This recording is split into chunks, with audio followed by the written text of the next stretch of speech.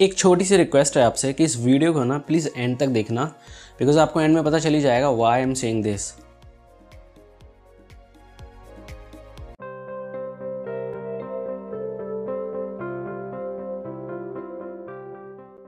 कुछ दिन पहले मैंने मेरे फेसबुक अकाउंट पे एक वीडियो देखा जो कि था राधानाथ स्वामी जी का, जिसमें वो स्टोरी की बात कर रहे थे। और इस स्टोरी में एक हस्बैंड एंड वाइफ थे, एक कपल था जो अपने रिलेशनशिप में बिल्कुल भी हैप्पी नहीं था। दे वर अपसेट। और एक मैरिज काउंसलर था जिसके पास वो हेल्प के लिए गए। उस मैरिज काउंसलर को उन दोनों ने अपनी अपनी प्रॉब्लम्स बताई। उन्होंने बताया कि इस तरह से काफ़ी हफ्तों से वो ये प्रॉब्लम फेस कर रहे हैं, they are not happy with each other. और उन्होंने एक एक करके अपनी बातें उनसे शेयर करनी शुरू करी, एक एक करके अपने पॉइंट ऑफ व्यू को बताया। पर उस काउंसलर को काफ़ी सारे सेशंस होने के बाद भी कुछ समझ में नहीं आया कि किस वजह से दोनों प्रॉब्लम फेस कर रहे हैं अपने रिलेशनशिप में। वो अंडरलाइंग रूट कॉज क्या है जिसकी वजह से इनके रिलेशनशिप में ब्रेक डाउन हुआ है, जिसकी वजह से प्रॉब्लम क्रिएट हुई है। तो सेशन के बीच में ही उसका जो हस्बैंड था उसने कुछ ऐसी बात कह दी कि काउंसलर को एक क्लू मिल गया। उसने कहा कि मेरी वाइफ हमेशा मुझे डिसरिस्पेक्ट फील कराती है, वो मुझे इंसल्टेड फील कराती है डेली, और ये देख के मुझे बहुत बुरा लगता है। तो काउंसलर ने पूछा, फर्स्ट टाइम आपको ऐसा कब लगा, कब इन्होंने आपको ऐसा फील कराया, वो क्या वजह थी जो आपको ऐसा लगता है। देन ही सेड कि डेली मॉर्निंग में ऐसा होता है कि हमेशा मुझे कॉर्नर वाला जो ब्रेड का पार्ट होता है वो सर्व करती है, और ये मुझे अच्छा नहीं लगता बिकॉज मैं अमेरिका से हूँ। अमेरिका में जो कॉर्नर वाला पार्ट होता है वो यूज़लेस होता है, वो वेस्ट होता है, या तो वो फेंक दिया जाता है या किसी डॉगी को दे दिया जाता है।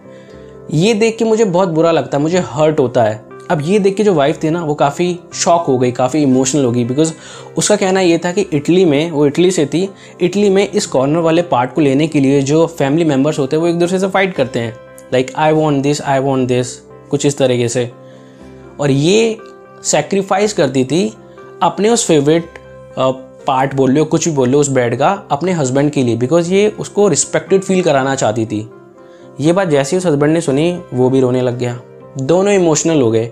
दोनों को समझ में आने लग गया कि दोनों के इंटेंशन राइट थे, बट एक छोटी सी मिसकम्युनिकेशन की वजह से मिसअंडरस्टैंडिंग क्रिएट हो गई, जिसकी वजह से उनका रिलेशनशिप एक ऐसे मोड़ पे आ गया था जो आगे जाके हो सकता है टूट भी सकता था, हो सकता है वो ख़त्म भी हो सकता था। सिर्फ एक मिसकम्युनिकेशन की वजह से जो मिसअंडरस्टैंडिंग क्रिएट हुई, दोनों को ये सब कुछ सहना पड़ा। दोनों की ये बात समझ में आ गई और as per the story they lived happily ever after. So now the message of this story is कि यार जब अपनों से इतना प्यार करते हो तो एक्सप्रेस क्यों नहीं करते? जब कोई मिसअंडरस्टैंडिंग है तो कम्युनिकेट क्यों नहीं करते? फॉर एग्ज़ाम्पल, अगर वो हस्बैंड उस बात को कम्युनिकेट करता, अपनी फीलिंग को एक्सप्रेस करता अपनी वाइफ के साथ कि मुझे अच्छा नहीं लगता आप मुझे कॉर्नर वाला पार्ट सर्व करते हो, बिकॉज वट एवर रीज़न, कि उसका ये बिलीफ है कि अमेरिका में वो यूज़लेस पार्ट है।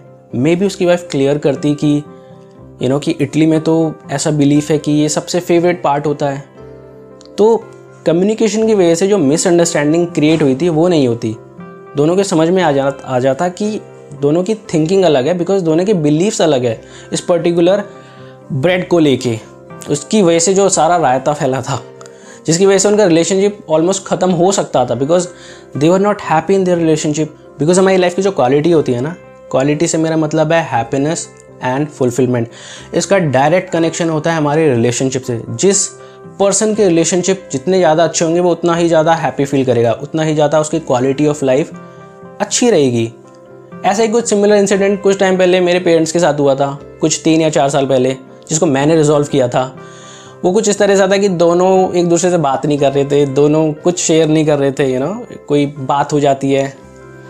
मुझे ये सब कुछ समझ में आ रहा था, आई वॉज ऑब्जर्विंग एवरीथिंग कि काफ़ी दिनों से दोनों बात नहीं कर रहे। Then one day I decided कि आप दोनों बात करोगे, मेरे सामने करोगे। ये एक उम्र नहीं है आपकी इस तरह से बच्चों की तरह बिहेव करने की।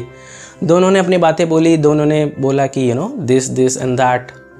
देन आई सेड कि आपकी यहाँ गलती थी, आपकी यहाँ गलती थी, आपको इतना सीरियसली नहीं लेना चाहिए था और आपको ये नहीं बोलना चाहिए था, बात ख़त्म, आप सॉरी बोलो। पापा ने सॉरी बोला। थोड़े टाइम के बाद ही सब कुछ शांत हो गया, सब कुछ नॉर्मल हो गया। आधे घंटे के बाद एक रिलेटिव आए हमारे घर पे, कोई इनविटेशन कार्ड लेके। जब वो चले गए तो पापा देख रहे थे इनविटेशन कार्ड। दोनों में ऐसी बातें हो रही थी जैसे कुछ हुआ ही नहीं। दोनों ऐसे बात कर रहे थे जैसे आधे घंटे पहले कुछ बात ही नहीं हुई, सब कुछ नॉर्मल हो गया। And I was like thank God. ठीक है।